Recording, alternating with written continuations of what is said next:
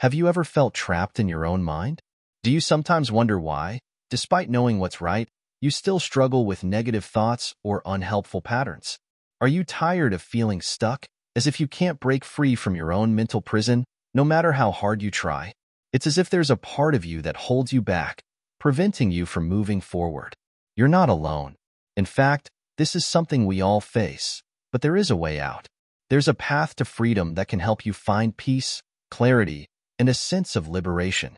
And today, we're going to talk about that very path. Imagine this. You're stuck in a maze. Every time you think you've found the exit, you hit another dead end. No matter how many times you try, it feels like you're going in circles. Sounds familiar? This maze is like the trap of your own mind, filled with distractions, fears, and worries that keep you from seeing the bigger picture. But what if you could escape this maze? What if there was a way to step out of it with ease and find a peaceful, clear mind? Well, there is. Welcome to Wisdom Woven, where we explore profound ideas and simple wisdom to help you navigate life with clarity. If you've ever wondered how to escape the mental traps that hold you back, this video is for you. Before we dive deeper, please take a moment to like, comment, share, and subscribe to our channel. There are so many views on this channel, but only 0.2% of people subscribe. So please, help us spread the message and join our community. Your support means the world. Now, let's begin. In the following moments, we'll dive into some life-changing ideas from Buddhism, one of the oldest spiritual traditions that will guide you toward breaking free from the grip of your own mind. It's not just about meditation or mindfulness. It's about understanding the nature of your mind, how it works, and how you can free yourself from its traps. Stay with us, because this could be the key to unlocking your true potential. Understanding the mind, the source of suffering. The mind is like a mirror. It reflects everything around you, your thoughts, your feelings, your perceptions, but it doesn't always show things as they truly are. Instead, it distorts reality. It creates illusions, and these illusions are what keep you trapped. The Buddha taught that our suffering originates in the mind, and to free ourselves from suffering, we must first understand the mind and how it works. You've probably noticed how your thoughts constantly shift, how they can take you on a journey without your control. One minute, you're calm and peaceful, and the next, you're anxious, fearful, or angry. This is the nature of the mind. It's restless. The mind never stops, always jumping from one thought to the next, making it hard for you to find peace. But if we don't learn to understand this constant movement, we can easily become trapped by it. Buddhism teaches that suffering arises because of the way we relate to our thoughts. We get attached to certain ideas and beliefs, and when those thoughts are challenged or threatened, we feel discomfort. This discomfort is often mistaken for something external, but in truth, it originates inside us, in our minds. For example, if someone criticizes you, it might sting, not because of the words themselves, but because your mind attaches meaning to them, ideas about your self-worth, your image, or your abilities. The criticism becomes a source of suffering, not because of the external event, but because of the way your mind interprets it. Now, consider this. How often do you allow your thoughts to control your mood? How many times has something small, a comment from a friend, a missed opportunity, or an argument, ruined your day? The mind, if left unchecked, holds a lot of power. It constantly plays tricks on you, convincing you of things that aren't true or exaggerating problems that don't exist. The Buddha spoke of the mind as the chief or master of everything in life. In one of his teachings, he said, "What we are today comes from our thoughts of yesterday, and our present thoughts build our life of tomorrow." Our thoughts shape how we experience the world. If your mind is clouded with fear, doubt, and negativity, you'll perceive the world through that lens. If you believe that the world is filled with danger, every situation will feel threatening. But if you can clear your mind, your experience of life changes entirely. Take a moment and reflect on how often you've held onto grudges, regret, or worry. How many times have you replayed past mistakes in your mind, over and over again, without letting them go? How often do you find yourself dwelling on things that haven't happened yet, but still manage to make you anxious? This is the trap of the mind. The past is gone, and the future is uncertain, but the mind clings to them, not allowing you to fully experience the present moment. And in this constant movement between past and future, you miss out on the peace of the present. One of the most important teachings of Buddhism is the recognition that the mind is not fixed. It is not a permanent, solid entity. The mind is constantly changing, just like everything else in the world. This is what we call impermanence. Understanding that the mind is ever-changing can help you let go of the attachment to your thoughts. You can see them for what they are, temporary and fleeting, rather than identifying with them or letting them define who you are. For example, when you feel anger, instead of identifying with it and saying, "I am angry," recognize that anger is just a passing emotion. It's not permanent, and it doesn't define you. The same goes for joy, sadness, fear, or any other emotion. They come and go. By realizing this, you begin to detach from your emotions and thoughts, seeing them as temporary visitors in your mind, rather than as part of your identity. The Buddha also taught that there are three poisons that contribute to suffering: greed, hatred, and ignorance. These are the negative forces that pollute the mind and keep you trapped. When you are greedy, you're constantly seeking more wealth, more attention, more validation. This desire never ends, because no matter how much you get, it's never enough. Hatred arises when you resist things you don't like, people, situations, or even parts of yourself. And ignorance, the most subtle of the poisons, is when you simply don't understand the nature of your mind and your thoughts. All three poisons work together to create a mental environment where suffering thrives. Greed leads to dissatisfaction, hatred leads to conflict, and ignorance keeps you from seeing things clearly. But when you understand the mind and its tendencies, you can begin to recognize these poisons and eliminate them. You can replace greed with contentment, hatred with compassion, and ignorance with wisdom. Now, let's talk about one of the most powerful ways to deal with this restless mind: the practice of mindfulness. Mindfulness is simply the act of paying attention to the present moment without judgment. It sounds simple, but it's one of the most transformative practices in Buddhism. When you practice mindfulness, you become aware of your thoughts and emotions, but you don't get caught up in them. You notice them, but you don't identify with them. You create a space between you and your thoughts, which allows you to choose how to respond instead of reacting automatically. For example, when you're sitting in traffic and feeling frustrated, mindfulness allows you to notice the frustration but not let it take over. You can simply observe the feeling without becoming consumed by it. This creates a sense of freedom because you're no longer a slave to your emotions. You realize that you are not your thoughts. You are the observer of your thoughts, and that small shift in perspective is incredibly powerful. But mindfulness is not just about observing your thoughts in moments of stress. It's about bringing awareness to every moment of your life, from the smallest task to the largest decision. It's about being present, truly present, with everything you do. And as you practice this, you start to develop a deeper understanding of your mind, the way it works, the patterns it follows, and how you can change those patterns for the better. The key takeaway from this part is that the mind is not your enemy. It's a tool that can either serve you or enslave you, depending on how you use it. When you understand your mind, when you become aware of its tendencies and its illusions, you can break free from its traps. You can find peace in the present moment, free from the worries of the past or the future.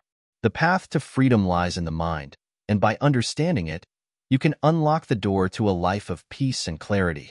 In the next part, we will dive deeper into one of the Buddha's most profound teachings, the Four Noble Truths, and how they can help us understand and overcome the suffering created by the mind. But before we move forward, take a moment to reflect on what you've learned. Are you ready to break free from the traps of your own mind? Are you willing to begin the journey toward true freedom? If so, stay with us. There is much more to discover. Buddhist wisdom, the Four Noble Truths. The journey to freedom begins with understanding the nature of our suffering. Why do we feel stuck? Why does life seem so difficult at times, even when everything around us appears fine? Buddhism offers a profound yet simple understanding of the human experience that can guide us toward liberation. To truly break free from the traps of our own mind, we must first understand the Four Noble Truths, the foundation of Buddhist wisdom. These truths are not just philosophical ideas, they are practical insights that, when understood and applied, can change our lives. Let's explore each of these truths step by step, starting with the first one. The first noble truth, the truth of suffering, dukkha. The first truth is straightforward. Suffering is a part of life. Now, this doesn't mean that life is only about suffering. It means that suffering is a natural part of human existence. We all experience pain, disappointment, loss, and frustration. Sometimes it's physical suffering, like an illness or injury. Other times it's emotional, like sadness or heartbreak. And there's also the suffering of the mind, the anxiety, worry, and dissatisfaction that often consume us. But here's the crucial point. This suffering is not permanent. It's a result of how we relate to the world and to our experiences. We often cling to things, people, and ideas, believing that they will bring us lasting happiness. But the truth is, nothing in this world is permanent. Everything changes. So, when we become attached to something, we inevitably set ourselves up for disappointment. This is what the Buddha called dukkha, the suffering that arises from our attachments and desires. Understanding that suffering is a part of life is the first step toward freedom. Once we acknowledge this, we stop resisting it. Instead of fighting against life's difficulties, we learn to accept them as part of the human experience. This acceptance doesn't mean that we resign ourselves to a life of suffering, but rather that we recognize it, understand it, and begin to move beyond it. The second noble truth, the truth of the cause of suffering, samadaya. The second truth reveals the cause of suffering. Why do we suffer? According to Buddhism, suffering arises from craving, our desires and attachments. We desire things to be different from how they are. We want more wealth, more success, more pleasure, or more approval from others. We also desire to avoid things, pain, discomfort, and loss. This constant craving keeps us locked in a cycle of dissatisfaction, always chasing after things that we believe will bring us happiness, but never finding lasting fulfillment. This craving is like a fire that burns inside us. It's not just the big desires that cause suffering, but also the smaller, more subtle cravings, the need for control, the desire to be right, the yearning for comfort, and the obsession with security. These desires pull us in different directions and distract us from what truly matters. They cause us to get caught in the illusion that external things can bring us lasting peace. But the truth is, no matter how much we acquire or how many things we chase after, we never feel completely satisfied. This is the root of our suffering, our craving, our attachment to things and outcomes, and our refusal to accept the impermanent nature of life. The third noble truth, the truth of the end of suffering, nirodha. The third truth is incredibly hopeful. There is an end to suffering. This may seem hard to believe at first, especially when we feel overwhelmed by our struggles, but the Buddha assured us that freedom from suffering is possible. In fact, this is the goal of the spiritual path, to overcome the attachments and desires that bind us to suffering and find true peace. So, how do we end suffering? The answer lies in letting go of craving. When we stop clinging to things, we stop being attached to outcomes. We stop demanding that life be a certain way, and we start accepting life as it is. This doesn't mean we stop caring or striving for improvement.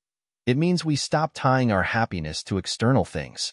We stop believing that our happiness depends on having certain things or avoiding certain situations. The end of suffering comes through deep understanding and mindfulness. As we become more aware of our thoughts and emotions, we begin to see how our cravings and attachments create suffering. This awareness allows us to let go of these attachments, little by little. When we stop craving, we experience a sense of freedom, a freedom that doesn't depend on external conditions. The fourth noble truth, the truth of the path to the end of suffering, magga. The fourth truth provides us with a practical roadmap for ending suffering, the noble Eightfold Path. This is the path that leads us to liberation from suffering and mental confusion. The Eightfold Path is not a one-time practice but a lifelong journey of learning, growing, and transforming.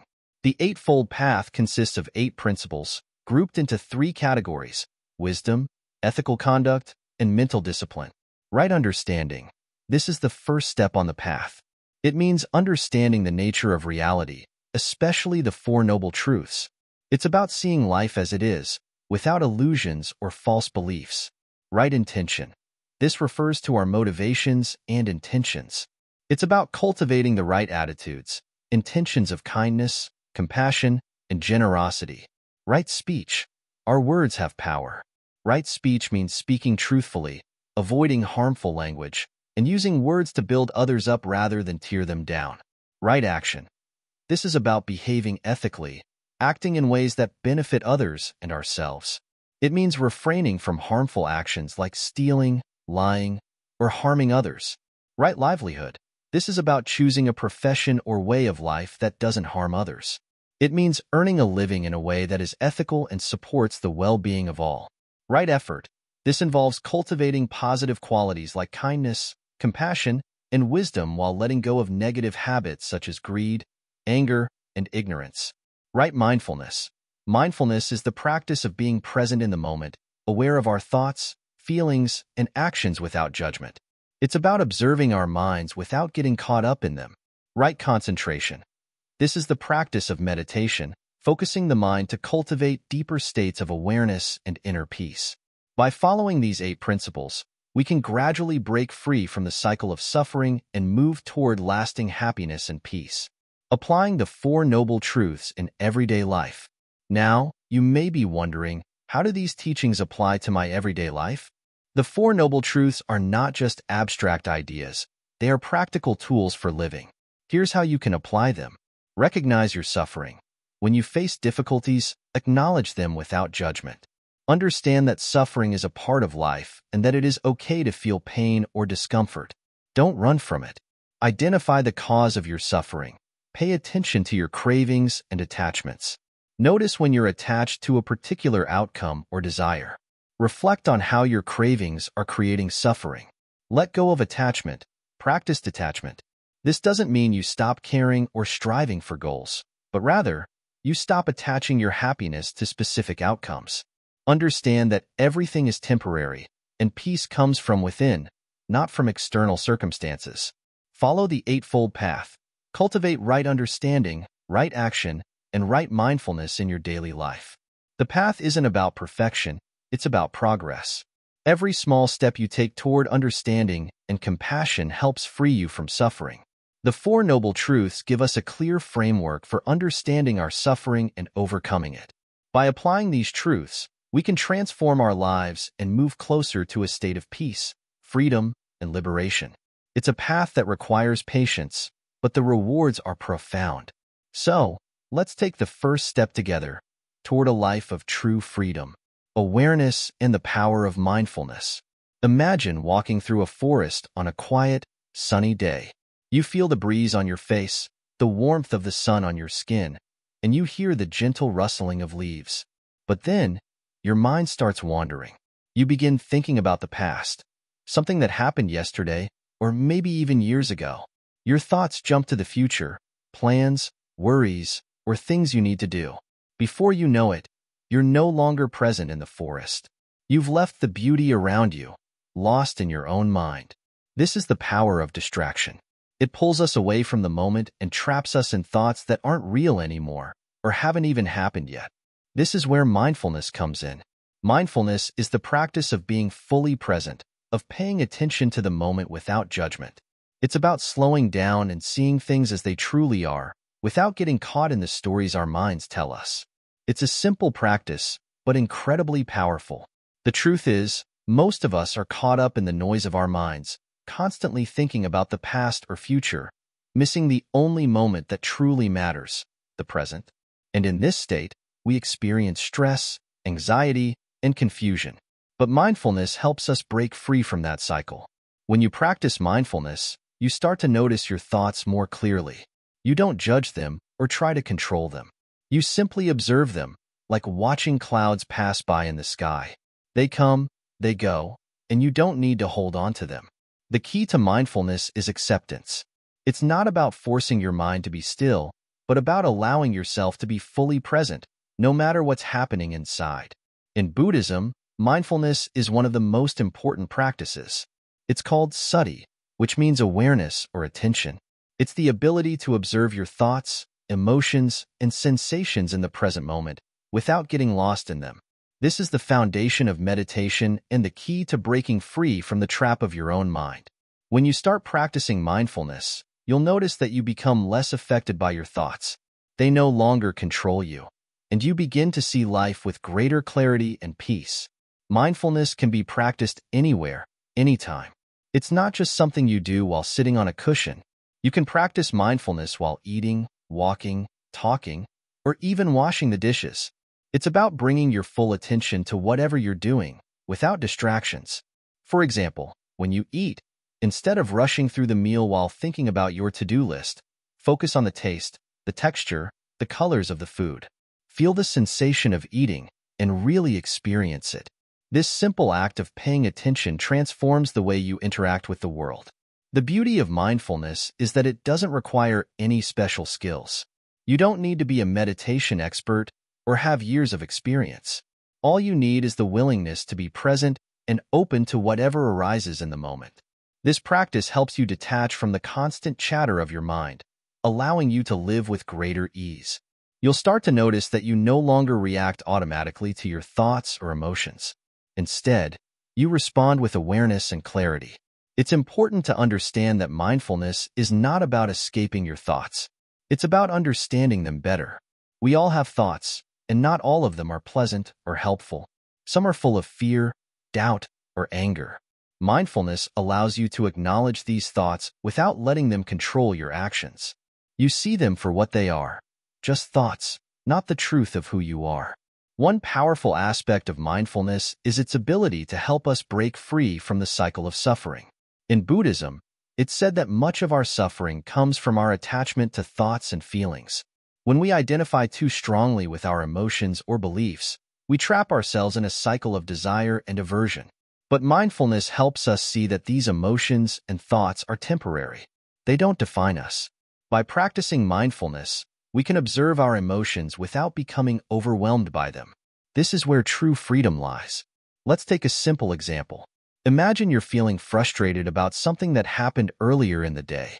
You might notice the frustration rising up inside you, but with mindfulness, you don't let it take over. Instead of reacting, you observe the feeling. You recognize it as just a feeling, something that will pass, and you let it go. Over time, this practice makes it easier to let go of negative emotions and experiences, reducing their power over you. Another key part of mindfulness is the ability to be aware of your body.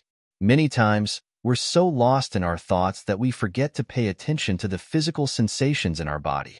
But the body is a powerful tool for grounding ourselves in the present moment. When you focus on the sensations in your body, whether it's the feeling of your feet on the ground or the breath moving in and out, you bring yourself back to the here and now. This mind-body connection is essential to mindfulness. It's not just about thinking clearly. It's about feeling fully alive in every moment. By paying attention to your body, you can also release tension and stress. You'll become more aware of how your body responds to certain thoughts and emotions, and in doing so, you can cultivate a sense of calm and balance. Mindfulness also helps you cultivate a deep sense of gratitude. When you are fully present, you begin to appreciate the small things in life. The warmth of the sun, the sound of birds singing, the taste of your favorite food. These moments, which we often take for granted, become sources of joy and peace. This practice of being present allows you to see life in its fullness and beauty. But there's more. Mindfulness also connects you to your true self.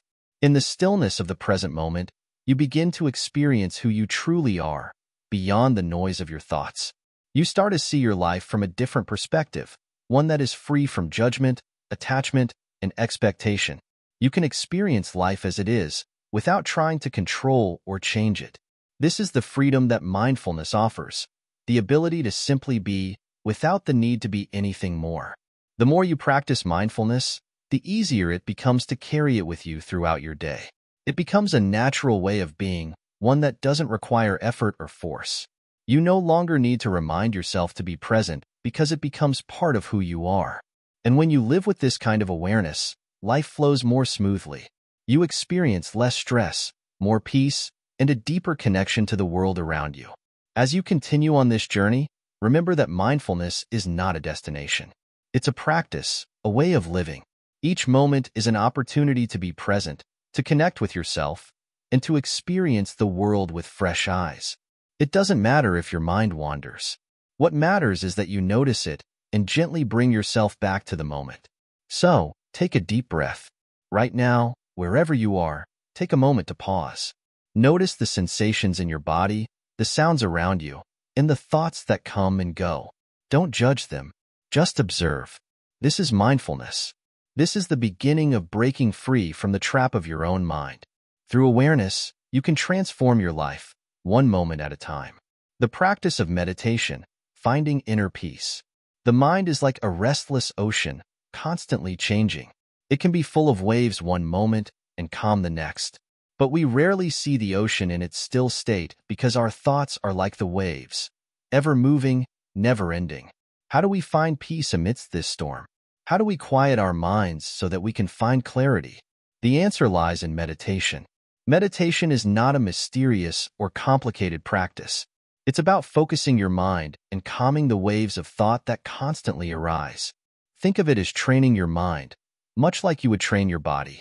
Just as we build physical strength through exercise, we strengthen our mental peace through meditation. But why is meditation so important?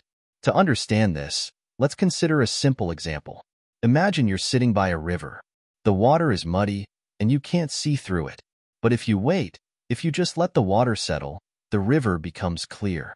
The muddy water is like our thoughts, chaotic and confusing. When we meditate, we allow our thoughts to settle, and with time, the mind becomes clearer. It's in this clarity that we can find peace. Now, let's talk about how to meditate. Meditation doesn't require any special skills or rituals. It starts with simply sitting down, closing your eyes, and paying attention to your breath. As you breathe in and out, try to keep your focus on the sensation of air entering and leaving your body. You might find that your mind starts to wander. Thoughts of work, relationships, or worries about the future. That's completely normal. Meditation is not about stopping these thoughts. It's about noticing them and letting them pass, like clouds moving across the sky. The more you practice, the better you become at it. And just like any skill, meditation improves with regular practice. The key is consistency. Start with just 5 minutes each day, then gradually increase the time as you feel more comfortable. It's important to be patient with yourself. Don't expect immediate results. Think of meditation as planting a seed. Over time, with care and attention, that seed will grow into something beautiful. But how does meditation help us in everyday life? It teaches us how to be present. Most of the time, we are either thinking about the past or worrying about the future. Our minds are rarely in the present moment. But through meditation, we learn to focus on what is happening right now. When you are fully present in the moment, you experience life more fully. You're not distracted by regrets from the past or anxieties about the future. This is where true peace lies, in the present moment. Meditation also helps us become more aware of our thoughts and emotions. Imagine you're walking down the street and someone bumps into you. Your immediate reaction might be anger, or perhaps frustration, but with regular meditation practice, you become more mindful of your reactions. You learn to pause before responding, allowing you to choose your reaction rather than being controlled by your emotions. Over time, this ability to pause and choose your response can transform how you handle difficult situations. But there's more to meditation than just quieting the mind. It's about developing compassion and kindness, both toward yourself and others. In Buddhism, meditation is often used to cultivate metta, or loving kindness. This involves wishing well-being, happiness, and peace for yourself and for all beings. You can practice this by silently repeating phrases like, "May I be happy," "May I be healthy," "May I live with ease." After focusing on yourself, extend these wishes to others, your loved ones, people you know, and even those you don't know. As you meditate on kindness, you begin to experience a profound sense of connection to others and a deeper understanding of your own heart. The power of meditation extends beyond the cushion or the mat. When we meditate, we train ourselves to see the world more clearly, to respond with mindfulness and compassion, and to live with a deeper sense of purpose. But there are many different forms of meditation, and each one offers its own benefits. One form is mindfulness meditation. This involves paying attention to your breath, sensations in your body, or sounds in your environment without judgment. It's about noticing the present moment, just as it is, without getting caught up in any particular thought or feeling.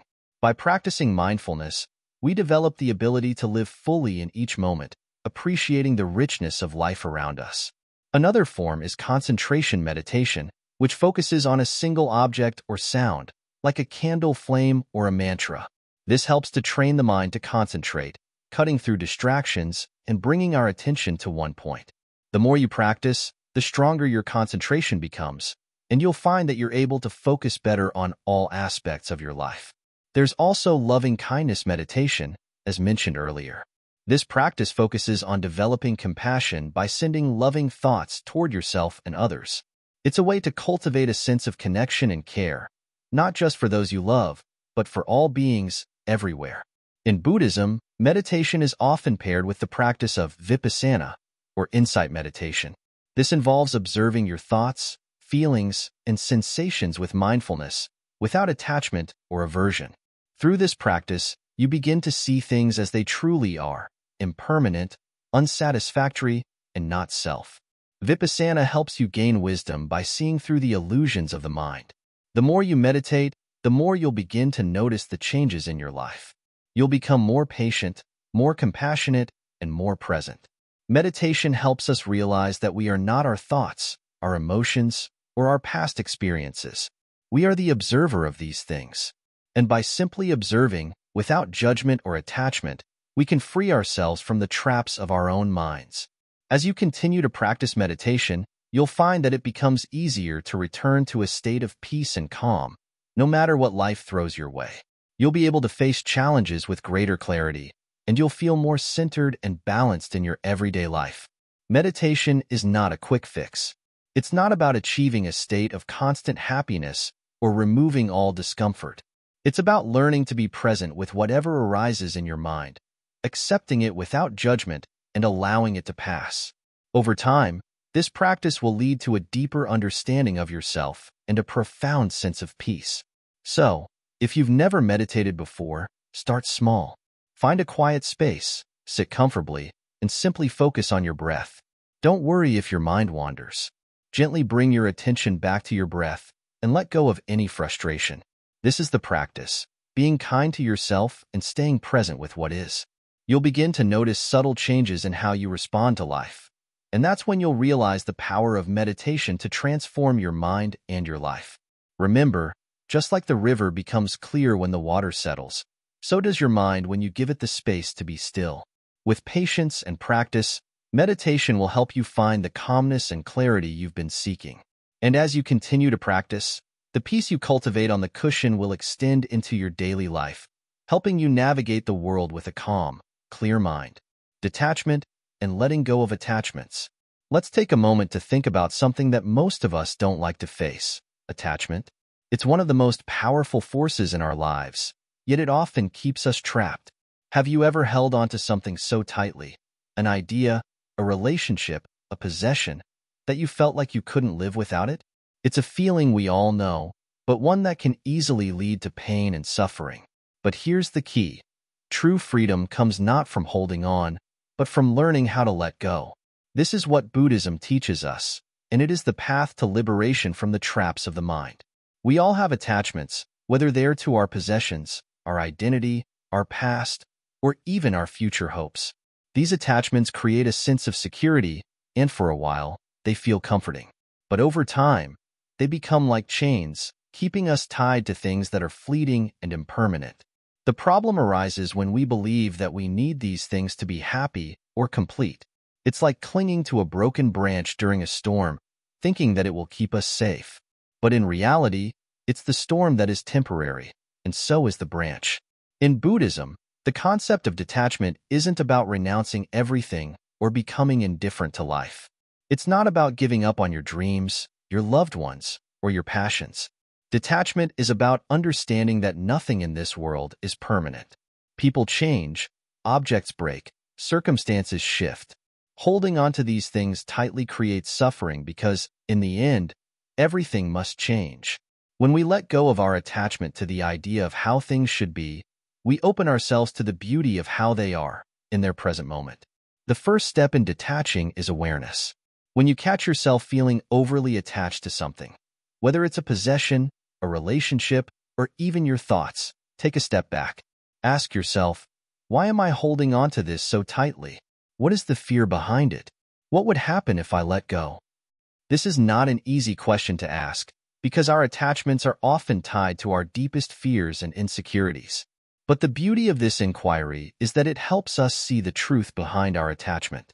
Once you've become aware of your attachment, the next step is to allow yourself to experience the discomfort of letting go. Our minds are creatures of habit, and we often resist change because it feels unfamiliar or unsafe. But think of it like this. When you plant a seed, you need to allow the soil to nourish it. If you hold on to the seed forever, it can never grow. The same goes for your attachment. If you hold on to it, you prevent yourself from growing and evolving. It's also important to remember that detachment doesn't mean becoming emotionless or cold. On the contrary, true detachment allows us to love more deeply and freely. When we are attached to someone or something, our love can become conditional. We love only because we fear losing that person or thing. But when we practice detachment, our love becomes unconditional. We are able to give without the expectation of receiving, to care without the fear of loss. Take a moment to think about your own attachments. What are you clinging to right now? Is it a relationship that is no longer serving you? A job that is draining your energy? A belief that is limiting your potential? It's not about rejecting these things, but recognizing that your happiness does not depend on them. You can find peace and fulfillment within yourself, independent of external circumstances. In Buddhist practice, the teachings around detachment are often symbolized by the image of a lotus flower. The lotus grows in muddy water, yet it rises above it, untouched by the muck. This is what detachment allows us to do. It lets us remain peaceful and unaffected by the stormy waters of life. Just like the lotus, we can experience the world without becoming entangled in its imperfections. The world is full of distractions, desires, and attachments, but detachment allows us to navigate it with clarity and wisdom. One of the most powerful tools to practice detachment is meditation. Through meditation, we learn to observe our thoughts and feelings without becoming attached to them. Imagine you are sitting in a calm, quiet space. As thoughts arise in your mind, about your past, your future, your worries, you simply watch them float by, like clouds in the sky. You don't judge them, you don't hold on to them. You just observe. In this way, you can begin to cultivate a sense of detachment. You begin to understand that thoughts, just like everything else, come and go. They don't define you. Another practice that can help is mindfulness. Mindfulness is about bringing our full attention to the present moment, without judgment or attachment. When we are mindful, we stop looking for happiness in things, and instead, we find joy in the simple act of being. We let go of the need to control or possess anything, and instead, we experience life as it is. In these moments, we realize that we don't need to hold on to anything to be happy. The present moment, in all its simplicity, is enough. Detachment also helps us to see the interconnectedness of all things. We often think of ourselves as separate from the world, and we cling to things because we feel we need to protect our little world. But when we practice detachment, we start to understand that we are not isolated. Everything is interconnected. The same energy that flows through us flows through everything around us. By letting go of our attachment to our limited self, we open ourselves to the vastness of life. Finally, detachment teaches us to live with gratitude. When we let go of the idea that we need things to be a certain way, we start to appreciate life for what it is. We stop trying to control every outcome and begin to trust that everything is unfolding exactly as it should. We become grateful for the people, experiences, and lessons that come into our lives, without holding on to them as if they are possessions. Detachment is not an easy practice. It requires patience, mindfulness, and a deep understanding of the impermanent nature of life. But the more we practice it, the more we begin to realize that our attachments don't define us. They don't determine our happiness or our peace. We can find freedom by simply letting go, by releasing the need to control, and by embracing life as it is. So, the next time you find yourself clinging to something, remember, true peace doesn't come from holding on, but from letting go. It's a practice, a journey. And with each step you take, you move closer to the freedom that awaits. Overcoming mental traps with the Eightfold Path. In our daily lives, we face countless mental traps. These are the patterns of thought that keep us stuck in cycles of stress, frustration, and confusion. Whether it's our fear of failure, our attachment to things or people, or our inability to let go of past mistakes, these traps keep us in a state of suffering. But what if there was a way to break free from them? What if you could find a path that leads you out of these cycles and into a life of peace, balance, and freedom? In Buddhism, there's a powerful path known as the Noble Eightfold Path. It's a guide to overcoming the mental traps that keep us bound to suffering. It's not just about thinking positive thoughts or trying harder to be better. It's a deep, transformative approach that touches on how we live, how we think, and how we act. Let's break it down. The Eightfold Path consists of 8 interconnected steps that, when practiced together, lead to wisdom, ethical conduct, and mental discipline. It's about living in harmony with your mind and the world around you. These aren't just abstract ideas, they are practical steps you can start using right now in your own life. 1. Right understanding or right view. The first step on the path is to see things as they truly are. This means understanding the nature of suffering, how it arises, and how we can free ourselves from it. It also involves understanding that everything in life is impermanent, that nothing lasts forever. We often get caught in mental traps because we cling to things, whether it's people, experiences, or even our own ideas of how life should be. But when we see that everything is temporary, we begin to loosen our grip on these things. We stop holding on so tightly, and we start accepting life as it is. Right understanding also means seeing the interconnectedness of all things. When you understand how everything is connected, you stop seeing yourself as separate from others. You realize that your actions, thoughts, and feelings have an impact on the world around you. This understanding helps you act with compassion, kindness, and wisdom, and it frees you from the mental traps of selfishness and ego. 2. Right intentions or right thought. Once you have the right understanding, the next step is to cultivate right intentions. This is about setting clear, positive intentions that guide your thoughts and actions. Right intention is about having a mind free from harmful desires, hatred, and delusion. It's about wanting to do good in the world, not because you want something in return, but because it's the right thing to do. This is where you begin to shift your focus away from selfish desires and towards the well-being of others. It's about letting go of the mental trap of me first and embracing a mindset of generosity, kindness, and compassion. When your intentions are pure, your actions follow naturally, and you start to move away from the destructive mental patterns that keep you stuck. 3. Right speech. The words we speak have a powerful effect on our minds and the minds of others. Right speech is about being mindful of what you say. It means speaking truthfully, kindly, and constructively. It's easy to fall into the trap of gossiping, lying, or speaking harshly when we're angry or upset. But when we speak in a way that harms others, we also harm ourselves. The energy we put into the world comes back to us, and harsh words often lead to more suffering. Right speech encourages us to be mindful of the impact our words have. When we speak with kindness and truth, we begin to break free from the mental traps of negativity, judgment, and conflict. We learn to communicate in a way that fosters peace, understanding, and connection. 4. Right action. Right action is about living in a way that is ethical, responsible, and in alignment with your values. It means avoiding actions that cause harm to others, whether it's through physical violence, stealing, or dishonesty. Right action is about doing what's right, even when no one is watching. It's about living with integrity so that your actions reflect your inner truth. When we act in harmony with our values, we free ourselves from the mental trap of guilt and regret. We stop making excuses for harmful behavior, and we start living in a way that brings us peace and satisfaction. Right action isn't just about following rules. It's about cultivating a deep sense of respect for life and living in a way that supports the well-being of all beings. 5. Right livelihood. Right livelihood is about choosing a profession or way of life that does not cause harm to others. In the modern world, this might mean working in a job that aligns with your values or finding ways to make a living that contributes to the greater good. Many of us are caught in jobs or lifestyles that drain us or cause us stress. We may work for money, power, or status, but these external rewards rarely bring lasting happiness. Right livelihood is about finding work that brings meaning and purpose to your life, while also contributing positively to society. When we live in alignment with our values, we break free from the mental traps of dissatisfaction and unfulfillment.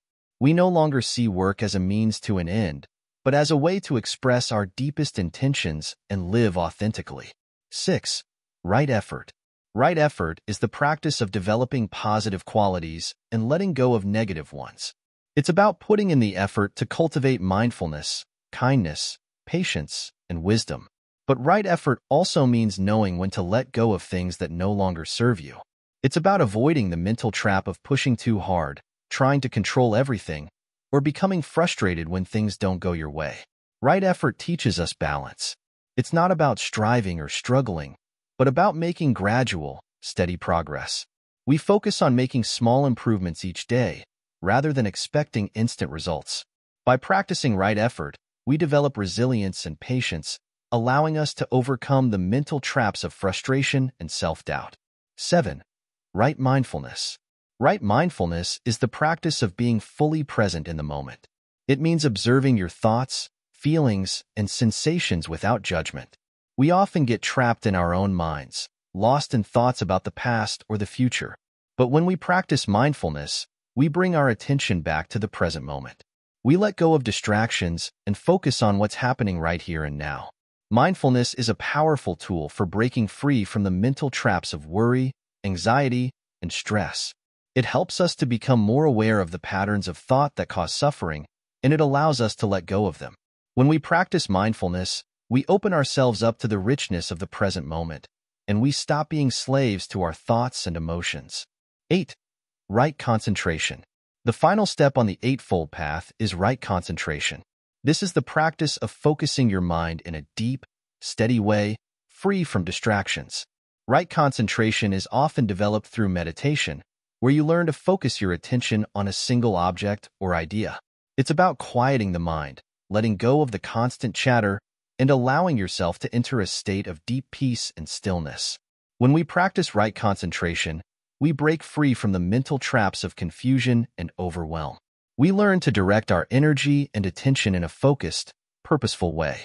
This clarity of mind allows us to make better decisions, act with wisdom, and live with intention. It's in this state of concentration that we find true inner peace and freedom. Embracing impermanence, the key to freedom. Imagine you're holding onto something tightly, something you really value, like a precious stone or a beloved item. You hold it close, fearing that it might slip from your hands, that it might be taken away from you. The more you grip it, the more you feel the weight of it. And one day, you realize that no matter how hard you hold on, everything in life is bound to change. The stone, the item, or whatever you're holding on to, will eventually wear down, break, or be lost. The truth is, nothing stays the same forever. Everything changes. This truth is called impermanence. In Buddhism, we learn that everything in life is constantly changing. This is a fundamental reality of existence. People, places, things, and even our thoughts and emotions, they all change, all the time. What we find most difficult to grasp is that this change is not just something that happens out there in the world. It's also happening within us, in our hearts and minds. The way we feel today, the thoughts that we are so attached to right now, will also change. But here's the secret. It's not the change itself that causes us suffering. It's our resistance to it. We often think that happiness comes from holding on to things tightly, trying to make things permanent. We want things to stay the same. Our relationships, our achievements, our emotions. But this desire for permanence creates unnecessary suffering. Because in trying to hold on, we create tension, stress, and fear. We become attached to things, and when they change, when they eventually slip away, we feel lost, sad, or anxious. The Buddhist concept of impermanence teaches us to embrace the natural flow of life. It helps us understand that everything we experience, good or bad, is fleeting. This understanding can bring great peace. When we learn to accept that things change, we stop trying to force them to stay the same. We stop clinging to what we cannot control. We start living with less fear and more freedom. Let's look at this from another perspective. Imagine a storm. When you see dark clouds in the sky, you might feel afraid, thinking the storm will last forever. But storms don't last forever. They pass. The sky clears up, the sun shines again, and the world feels fresh and renewed. Our emotions and experiences are like storms. They come and they go. The key to peace is understanding that they will not last forever. No matter how intense a feeling might be, whether it's joy, sadness, or anger, it will eventually pass. This is not to say that we should ignore our feelings or try to push them away. Instead, we should learn to be present with them. Acknowledge that they exist, but also understand that they are temporary. This awareness helps us to not become too attached to any one feeling or situation. For example, if you're feeling anxious, instead of trying to escape the feeling or push it away, you can simply observe it. Recognize that it's just a moment in time, and soon it will pass. The same goes for positive experiences. When things are going well, we often try to hold on to that happiness, but life moves in cycles. We can't keep everything in one place forever. If we accept this, we can enjoy our moments of joy without clinging to them. We savor the present, knowing that it is precious because it is temporary. If we don't hold on, we can truly enjoy every moment as it is, without fear of losing it. By embracing impermanence, we begin to live more fully. We let go of the fear that comes from trying to control everything. Instead of striving for permanent happiness or success, we start to appreciate the temporary moments of joy, understanding that they, too, are valuable because they are fleeting. Each moment, each feeling, becomes a gift. Life itself becomes an ongoing flow of change that we can navigate with peace and acceptance.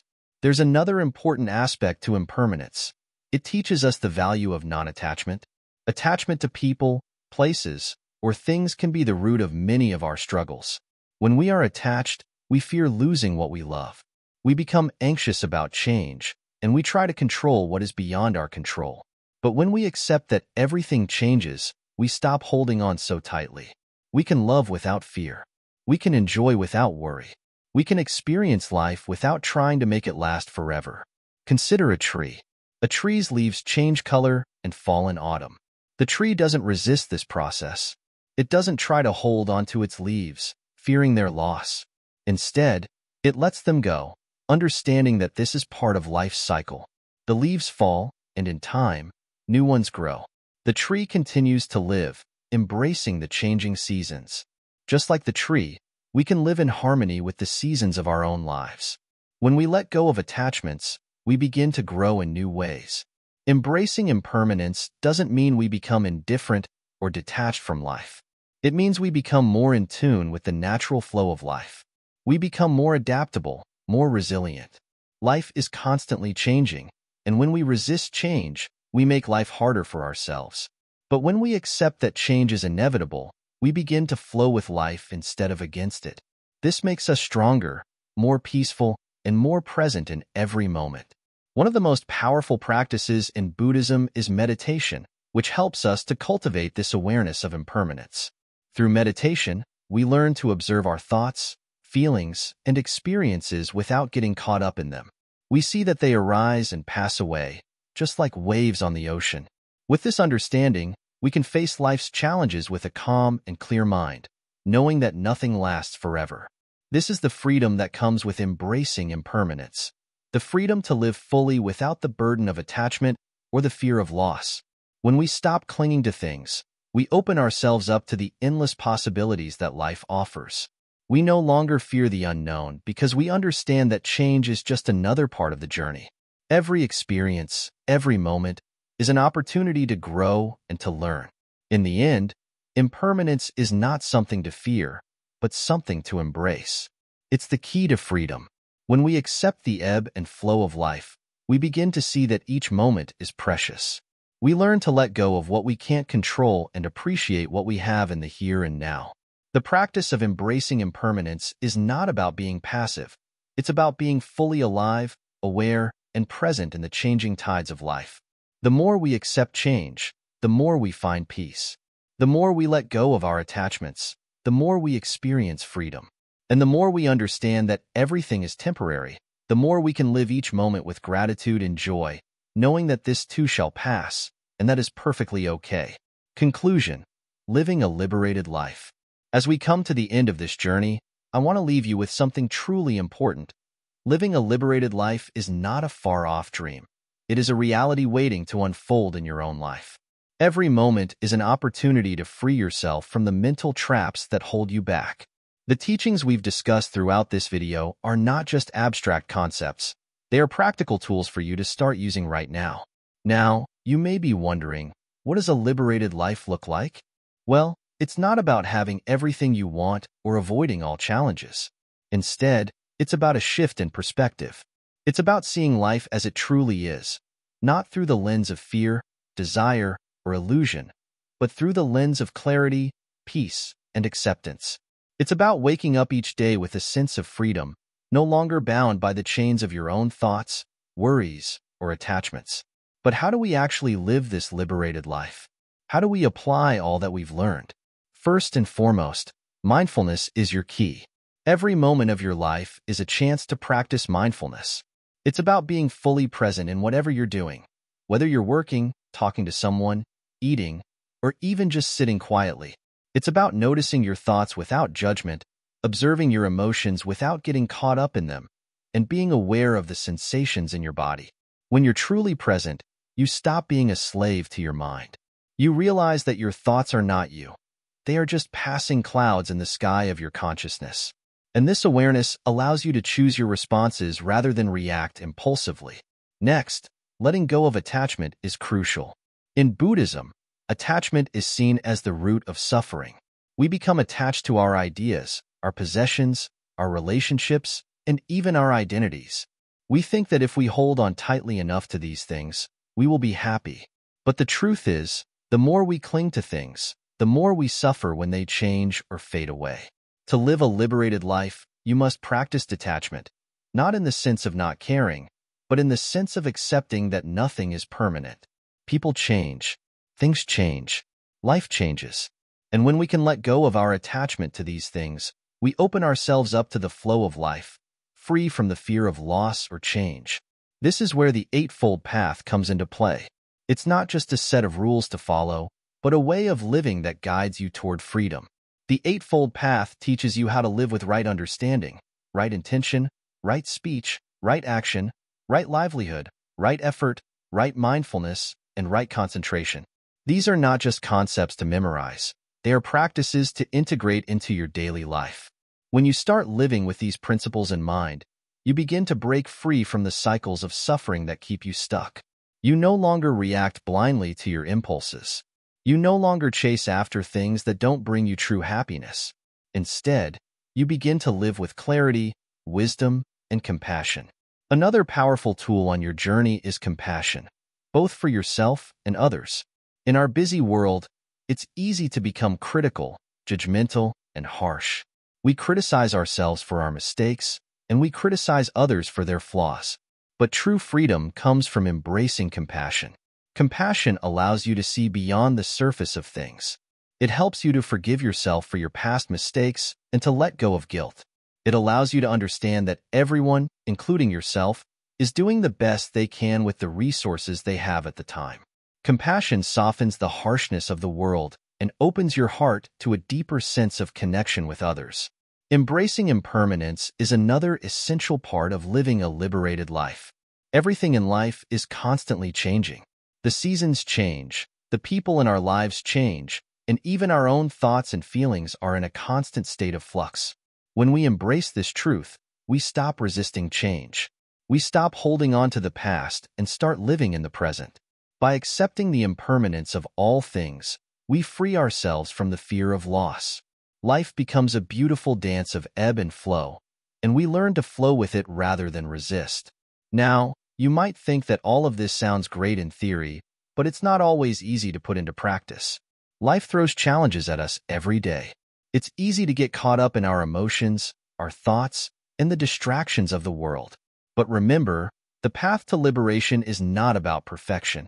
It's about progress. It's about making small steps every day toward greater awareness, compassion, and wisdom. Some days will be easier than others, and that's okay. The important thing is to keep going. Keep practicing. Keep showing up for yourself. As you move forward, remember that you are not alone.